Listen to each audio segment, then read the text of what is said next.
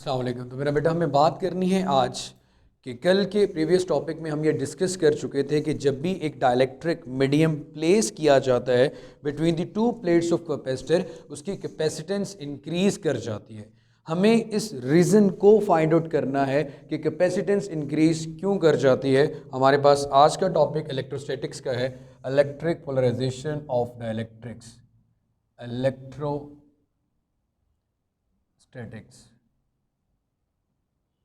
Electrostatics में पहला topic हमारे पास है इलेक्ट्रिक पोलराइजेशन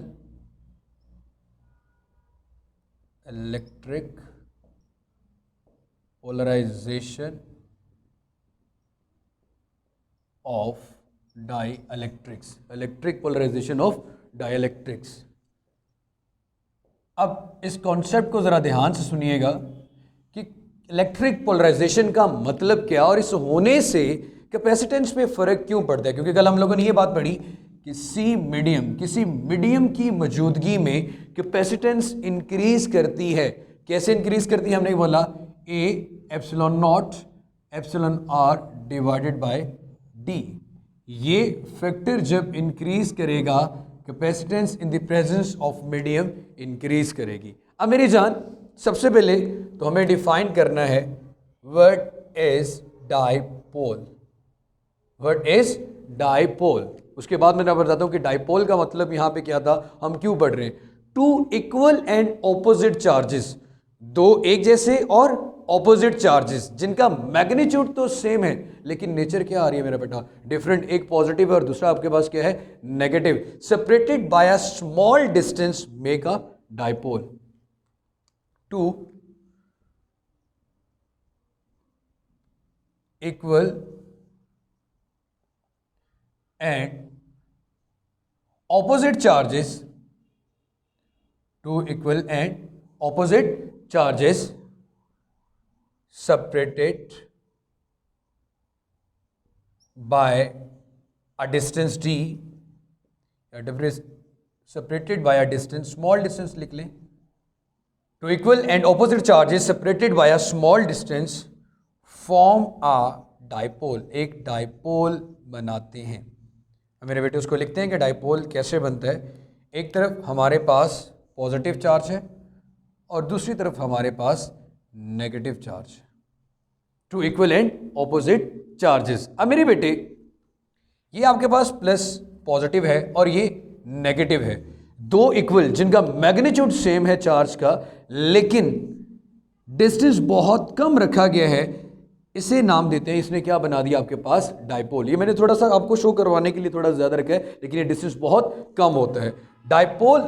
इसके बाद आता है हमारे पास डाइपोल मोमेंट। क्या आता है मेरा बेटा, डाइपोल मोमेंट। आप किसी भी चार्ज को, पॉजिटिव को या फिर नेगेटिव को, इसके दरमियान डिस्टेंस d के साथ जब मल्टीप्लाई करेंगे तो वो मेरा बेटा हमारे पास बन जाएगा डाइपोल मोमेंट। क्या बन जाएगा मेरा बेटा, डाइपोल मोमेंट। सो डाइपोल मोमेंट क्या चीज आ गई, डाइपोल मोमेंट हमारे पास ये आ जाएगी कि हम the product of either charge, the product of either charge and distance between charge, the product of either charge and distance between charge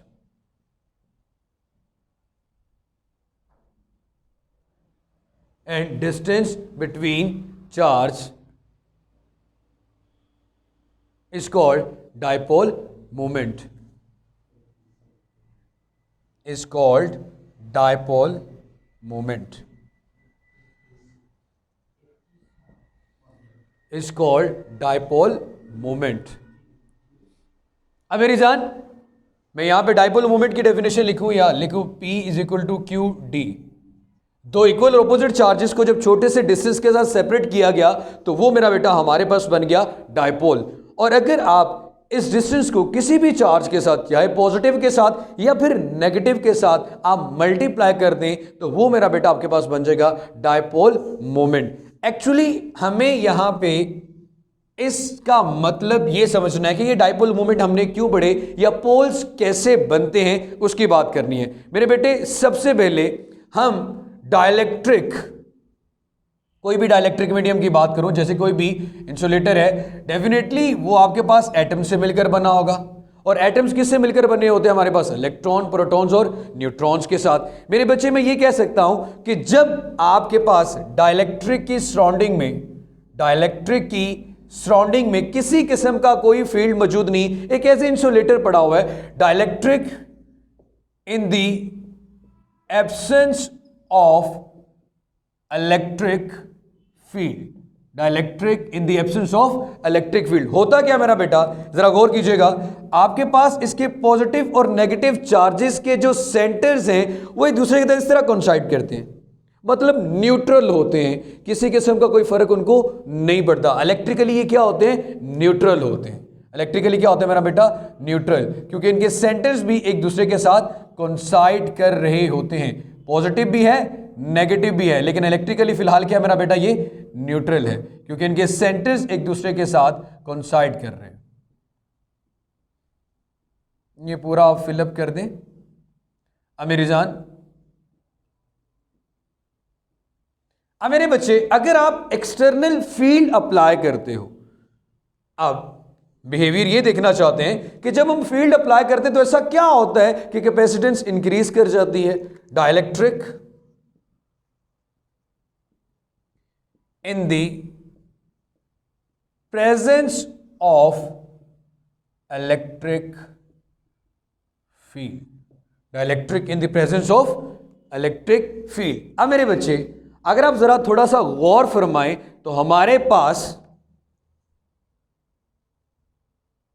एक तरफ कैपेसिटर की पॉजिटिव प्लेट होती है और दूसरी तरफ कैपेसिटर की नेगेटिव प्लेट होती है।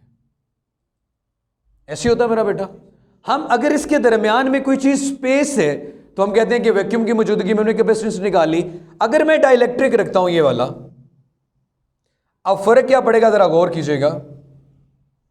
Due to electrostatic force, positive negative को अपनी तरफ क्या करेगा बेटा? अट्रैक्ट करेगा। पॉजिटिव नेगेटिव को अपनी तरफ क्या करेगा? अट्रैक्ट करेगा। पॉजिटिव नेगेटिव को अपनी तरफ क्या करेगा? अट्रैक्ट करेगा। पॉजिटिव नेगेटिव को अपनी तरफ क्या करेगा? अट्रैक्ट करेगा। तो यहां पे देखें, डाइपोल बन गया। Two equal and opposite charges separated by a small distance form a dipole. इन्होंने क्या बना दिया? डाइपोल। इधर नेगेटिव पॉजिटिव को अपनी तरफ क्या करेगा बेटा? अट्रैक्ट करेगा। नेगेटिव पॉजिटिव को अपनी तरफ अट्रैक्ट कर रहा है, नेगेटिव पॉजिटिव को अपनी तरफ अट्रैक्ट कर रहा है, नेगेटिव पॉजिटिव को अपनी तरफ अट्रैक्ट कर रहा है, नेगेटिव पॉजिटिव को अपनी तरफ अट्रैक्ट कर रहा है। अब मेरे बच्चे, इस तरफ आपके पास नेगेटिव आ गया और इस तरफ आपके पास पॉजिटिव आ गया। अगर आप गौर करें, इससे पहले भी तो इलेक्ट्रिक फील्ड मौजूद था, जो क्या था? Positive to negative. ये हमारा कौन सा फील्ड था? External field. लेकिन इसकी वजह से इसमें एक और फील्ड पैदा हो गया जो इससे ऑपोजिट डायरेक्शन में आ रहा है। पॉजिटिव टू नेगेटिव इधर, पॉजिटिव टू नेगेटिव इधर, ये इधर जा रहा है और इसका पॉजिटिव टू नेगेटिव इधर आ रहा है। ये आपके आ गया ई इंटरनल। मतलब टोटल फील्ड अगर कैलकुलेट करना होगा तो दोनों को ऐड करना पड़ता है। टोटल फील्ड कैलकुलेट करना हो तो दोनों को क्या करना पड़ेगा? ऐड करना पड़ेगा। जब आप इसका टोटल फील्ड निकालोगे तो ज्यादा में से कम की वैल्यू क्या करनी पड़ेगी? सब्ट्रैक्ट करनी पड़ेगी। ऑपोजिट डायरेक्शन की वजह से दरमियान में साइन मेरे बेटे क्या आएगा? नेगेटिव। जब साइन में नेगेटिव आएगा मेरी जान, अब जरा देखिए, ई एक्सटर्नल माइनस ई इंटरनल, इसका मतलब क्या हुआ कि इस फील्ड की मौजूदगी वजह से, इस डाइलेक्ट्रिक के रखने की वजह से आपको क्या ऑब्जर्वेशन आ रही है कि आपका फील्ड पहले से कम हो रहा है।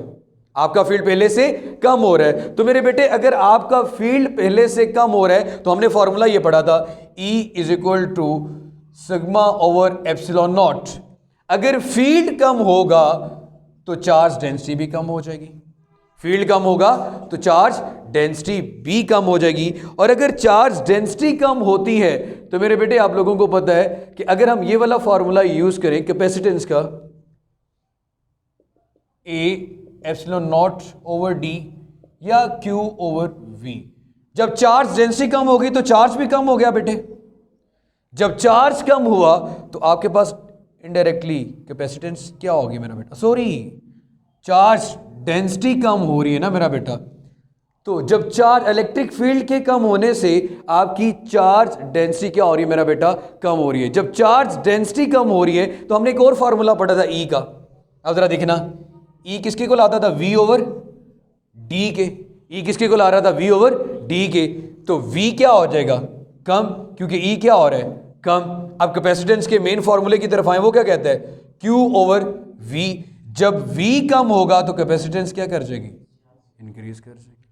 अब बात समझ में आई कि डाइलेक्ट्रिक की मौजूदगी वजह से फील्ड कम होता है, फील्ड के कम होने की वजह से पोटेंशियल कम होगा, जब पोटेंशियल कम होगा तो कैपेसिटेंस क्या कर जाएगी, इंक्रीज कर जाएगी। तो इसलिए हम लोगों ने कल पढ़ा था कि जब भी एक डाइलेक्ट्रिक मीडियम रखा जाता है between the two plates of the parallel capacitor तो उसकी कैपेसिटेंस इंक्रीज करती है, उसकी कैपेसिटेंस क्या करती है, इंक्रीज। लेकिन अगर इलेक्ट्रिक फोर्स को देखो तो इलेक्ट्रिक फोर्स हमेशा डाइलेक्ट्रिक की मौजूदगी की वजह से कम होती थी, लेकिन यहां पे हमारे पास कैपेसिटेंस क्या कर रही है मेरा बेटा, इंक्रीज करिए। तो ये हमारा आज का टॉपिक था। इंशाल्लाह कल हम पढ़ेंगे energy stored in a capacitor, energy कैसे स्टोर होती है। सो तब तक अपना बहुत सारा सा ख्याल रखें। अगर आपने चैनल सब्सक्राइब नहीं किया हुआ तो MM नज़ीर चैनल को भी सब्सक्राइब कर लें। खुश रहें, आबाद रहें, अल्लाह हाफिज़।